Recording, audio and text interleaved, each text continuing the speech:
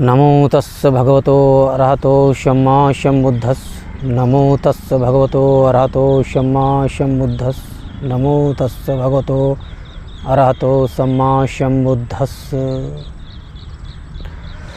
3 बार भगवान बुद्ध का नमन और वंदन करने के बाद आज हम तीसरा त्रिरत्न पर चर्चा करेंगे। बहुत लोगों में भ्रांतियां हैं कि तीसरा और त्रिरत्न का मतलब क्या है, तो उस पर हम बात करेंगे। बुद्धं शरणं गच्छामि, धम्मं शरणं गच्छामि, संघं शरणं गच्छामि। पहले तो समझ लें कि बुद्धम शरणम धम्मम मम नहीं है, अंग है। बुद्धंग शरणंग संघंग, ये क्योंकि पाली भाषा में माँ शब्द नहीं आता है, अंग का शब्द जो आता है ये है। अगर वो बुद्धंग को बुद्धम कहते हैं तो वो थोड़ा सा संस्कृत में आ जाता है, और पाली भाषा में बुद्धंग है, तो बुद्धंग शरणं गच्छामि। ये त्रिरत्न हैं जो भगवान बुद्ध के प्रतिपादित हुए मार्ग के 3 रत्न हैं, और इन्हीं के इर्द गिर्द ही पूरा बौद्ध मत चलता है। तो सबसे पहले बुद्धं शरणं गच्छामि। तो हुआ क्या, एक बार भगवान तथागत गौतम बुद्ध राजगृह के ताड़ वन में विहार कर रहे थे, वर्षावास विहार कर रहे थे। उस समय मगध के सम्राट महाराज बिंबिसार ने भगवान को भोजन पर निमंत्रण दिया।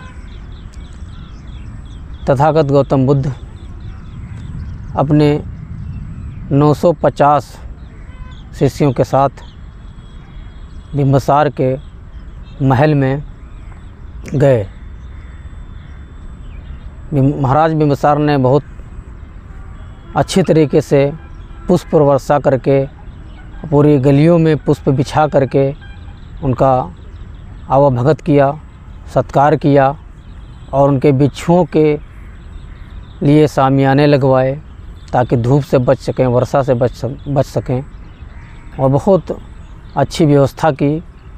वहाँ पर भोजन दान दिया। महाराज बिंबिसार ने भगवान को अपने हाथों से भोजन परोसा और भोजन दान दिया, सारे बिच्छुओं को भोजन दान दिया। भोजनोपरांत तथागत गौतम बुद्ध ने हमेशा की तरह धम्मोपदेश दिया। वहाँ पर बहुत सारे राजकुमार भी उपलब्ध थे, और उस नगर के बहुत युवक भी उपलब्ध थे। उनमें से 20 युवक तैयार हुए, उनके मन में इच्छा जागी हम भी भिक्षु बने, और उनकी जिज्ञासा हुई तो बुद्ध ने स्वीकृत दी। और बुद्ध के अगड़ी शिष्य उस समय के कौंडिन्य को उन्होंने आदेश किया कि इन 20 युवकों को धम्म दीक्षा देने का काम आपका है, आपकी जिम्मेदारी है। उसके बाद भगवान ताड़वन वापस आ गए, और वो 20 युवक भी ताड़वन आए। ताड़वन में 20 युवकों की धम्म दीक्षा हुई। कौंडिन्य बहुत ज्ञानी थे, अरहत सम्यक संबुद्ध के अगड़ी शिष्य भी थे, और उन्होंने तब जा कर के उन नवयुवक भिक्षुओं को समझाते हुए त्रिरत्न की व्याख्या को बताया और समझाया। तो पहले उन्होंने बुद्धं शरणं गच्छामि, यानी बुद्धं शरणं गच्छामि का मतलब समझाया। बुद्धं शरणं गच्छामि यानी बुद्ध की शरण में हम जाते हैं।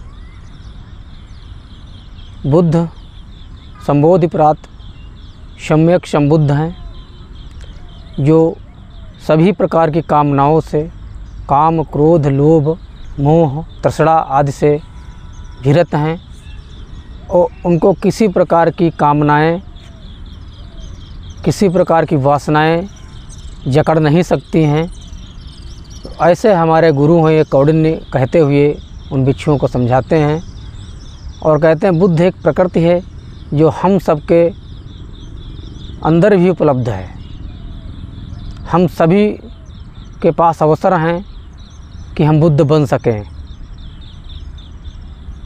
और इन सभी काम, क्रोध, लोभ, ईर्ष्या, द्वेष, राग, इन सब से विरत होकर के सम्यक संबुद्ध के बताए हुए मार्ग पर चलकर निर्वाण को प्राप्त हो सकते हैं। ये पहला रत्न है।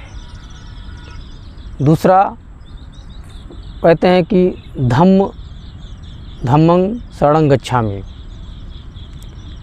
तो उसमें कौंडिन्य उन भिक्षुओं को बताते हुए कहते हैं कि धम्म वह मार्ग है जिस पर हम चल करके भगवान बुद्ध द्वारा प्रतिपादित किया हुआ वो धर्म है जिस पे हम चलते हैं, जिसके बताए हुए मार्ग पर हम चलते हैं और अपनी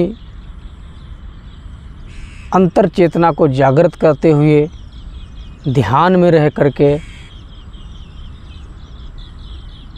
प्रज्ञावान हो करके उस मार्ग पर चलते हैं, अनुसरण करते हैं, उनका अनुकरण करते हैं। वो धम्म है। यह दूसरा रत्न है। संघ के संबंध में कौंडिन्य जी कहते हैं कि समस्त प्रकार के लोग, चाहे वो भिक्षु हों चाहे उपासक हों, साधना के मार्ग पर, धम्म के मार्ग पर अगर चलते हैं तो संघ बनाकर ही चलें, जिससे बहुत सारा लाभ होता है। अकेले में बहुत सारे समस्याओं का समाधान नहीं कर पाता व्यक्ति है। अगर संघ में रहेगा तो बहुत सारी समस्याओं का समाधान वो कर सकता है। इसीलिए संघ में अति महत्वपूर्ण है और संघ बनाकर रहें। भवतु शब्द मंगलम। सबका मंगल हो, सबका कल्याण हो।